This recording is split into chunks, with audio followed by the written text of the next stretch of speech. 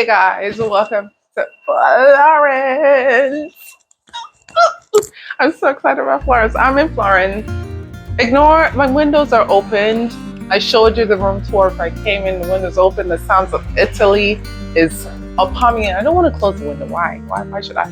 Hopefully you can hear me. But this video is just a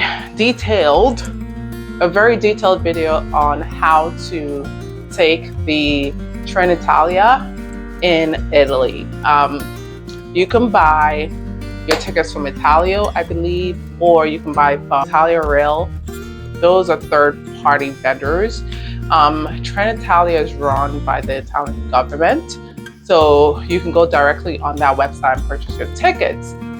Say if you're from the US, I usually like to go with a third party because everything's English, conversions in dollars, and it's easier.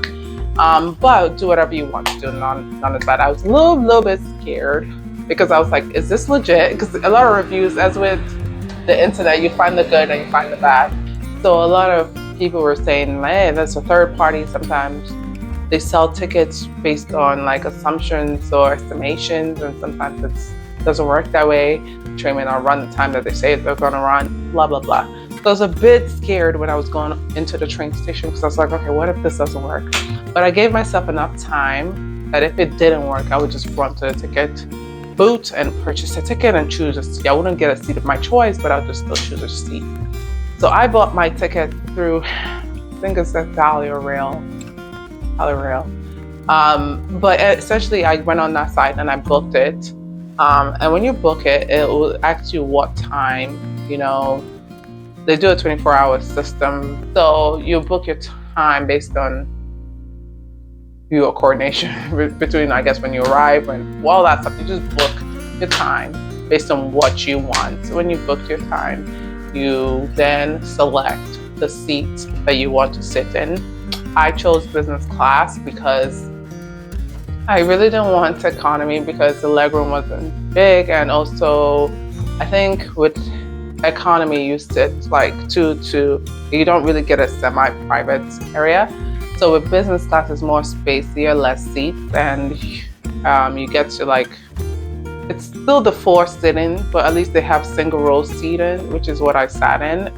Coming back, I'm in it side by side, so somebody's sitting next to me. But it's still, I don't think I have anybody across from me, but you can choose your seat. You pay, I think I paid $50-something for business class. Economy is a bit cheaper. So I did that. The train ride is about hour 30 minutes or so. Train moves really fast. Now, if you were driving, it would take a long time, but it takes a long time if you're driving. I think about 2-3 hours. So this is cut in half. So train is pretty smooth. It's nice inside. It feels like a plane. It feels like you're in an airplane because they have the place to put your baggage on the train, and then they have the overhead compartment. So it feels like you're in a plane. It goes very smooth. It's fast. Now in business class, they do serve you meals and a drink, which is what I got. I showed you guys a box of meal they gave me. I still didn't open. Let me open it. Hold on. Stuff is charged. Okay, so they essentially give you this on the train. Let's open it. It says pranzo. I don't know what that means. Da consumere entro. So I know how to say this name. It's called the Frecciarossa. I know it says Frecciarossa, but it's a Frecciarossa. Really fast, really clean. It's one of the newer trains, and people have been bragging about it online. So I'm like, I'm glad I got to ride it. So business class, they give you this. Is it first class is a bit more spacey. I don't see why I would pay that if I'm going for a short distance. I just opened it. So inside it, they will give you, this isn't dropped, bottled water. So like in Florence, apparently you can drink from the fountain anywhere you go. Even anywhere in Italy, there's fountains, you can drink from them. So water's pretty safe. So I got more water, so that's good. I think this is the brand of water that I got out of the restaurant, Natia. So I guess that's the national brand. They give you water. They give you, what is this? Passage. chocolate, no, crocante alla pate de olive. I'm guessing this is some kind of cookie made with olives. I don't know. We'll open it when I'm hungry. This one is amaranti. I'm guessing this is cookies. Yeah, this is a cookie amaranti. So somebody, a flight attendant that I was sitting next to on the plane, he was not in uniform. I didn't know he was a flight attendant until after the plane was about to land, like 59 minutes before the plane was about to land. You know, I finally woke up from my slumber and decided to have a conversation. And he was just like, "Oh yeah, you were like really knocked out." I was like, "Yep, I needed it." You know, I'm like, I planned for it. You know, I didn't sleep till later, so I really planned. He was like, I envied you because like you were sleeping, I couldn't sleep. And then we got to talking and I found out he was a flight attendant. I was like, oh wow, like I didn't know he was a flight attendant because it was so like. But again, he was a good neighbor. I like when you travel and you sit next to good people who are not like annoying. I love that. So he wasn't annoying at all, not fidgeting, not like, and I let him have the milk because the rule is an unwritten rule of somebody who sits in the middle seat. You let them, if you're in the window or the aisle, you let them have the 2 armrests. That's there. It's already uncomfortable. So I gave him that. And he said he was trying to sleep, he couldn't. So I was like, oh man, sorry. So anyways, we got to talking. So he was telling me he was a flight attendant and he was giving me tips on Italy, you know, things to try. And he was the one who told me to try the pistachio croissant. That thing is delicious. I would like to take that home. I'm gonna take a box or 2 home. Like I really am. It's so good. So yeah. So he was the one who was telling me to try that. So I say all this to say when I pronounce the cookie amaretti. He was telling me when you speak in Italian, it's like singing songs. They stress out every syllable. So you have to amaretti.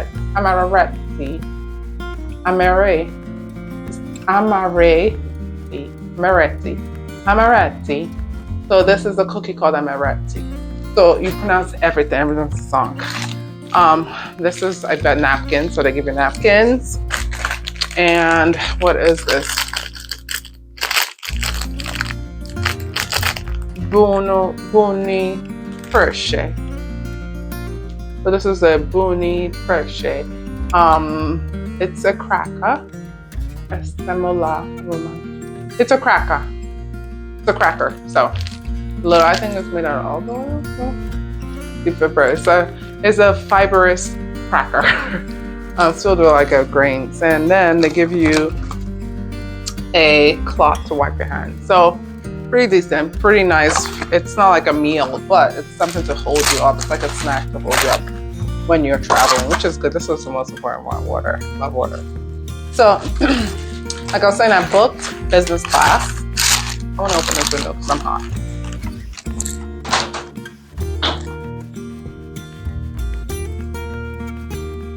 So anyways, I booked business class. And so when you book business class, that's what I give you. What else do I have to say? So the plane rides are mine was an hour and 37 minutes. This was early. So what you do when you go to the train station, you will just look out on the board. You have to know, the most important thing to know is your train number. Like everything else doesn't matter. Like sometimes they'll say the train is coming in at, get my shit out of my hands are dry. So sometimes they'll say the train is coming in at, like let's say my train was supposed to leave at 12:30. Not supposed, my train left at 12:36, but whatever. They'll say the train is leaving at 12:36. So sometimes they say 12:36, the train may come later. So mine was scheduled to come 10 minutes later, but it came 8 minutes later. So that's the deal. So the most important part is your train number. So you look up on the screen for departures and arrivals. So they have arrivals and departures. You look up, you find your train number. What happens is that, say for instance, I looked at a Trenitalia app. Download the app, by the way. It gives you like the schedule about where the train, what time the train will come, estimated, whatever. Even if you buy from a third-party vendor. But you download the Trenitalia app, you look at it, and it tells you like what track number the train is coming, what time, and that kind of helped me. So I looked at it, so I got closer. So it said initially it was coming to train train track number 4. So I went towards that direction. And so I was looking on the screen and I saw my train number finally appeared based on the time that was estimated to come. And it said, oh, it's coming on track number 7. So at least I was close. It goes up the track, I believe 12, 13, 14, goes down. It's a big train station. So you kind of want to be in the middle. So if it tells you it's farther left or farther right, you can walk halfway. So I came, it said track number 7. I went to track number 7. That was because of my train number, and then got to track number 7. So the key is, once the train arrives and people are getting off, you don't just wait. You don't just stand there and just wait for the exact time, because sometimes it may come early. It never leaves. If it comes early, it doesn't still leave till the time it said it's supposed to depart. So no matter what. So say for instance, somebody's coming in and the departure time says 12:30. They're not gonna leave. If they come in like 12:25, they're not gonna leave like 12:30. They're gonna wait till like time they're supposed to leave. So so it pulled in later, like I said, and the key is when people are getting off, you get on. So I got on quickly because I wanted a space to put my luggage. So I got on pretty quickly, found a space for my luggage. It was really heavy. And that's all I was worried about. I was like, how do I lift this? What if it's heavy? Like, what if I don't have space? But there was space. Pretty easy. The business class section that was the car that I was in, a lot of Americans were in there. So I felt like, I didn't have to lock my suitcase. So I do that unnecessary, like looking around, always touching my stuff. Once the train doors close, you're free to just walk. You can just walk about. Some people got up, went to use the bathroom. Some people got up to go get coffee or beer, whatever. Well, yeah, pretty straightforward. I have a list of places to go to. I'm just gonna walk the piazza, and then I'm not really hungry.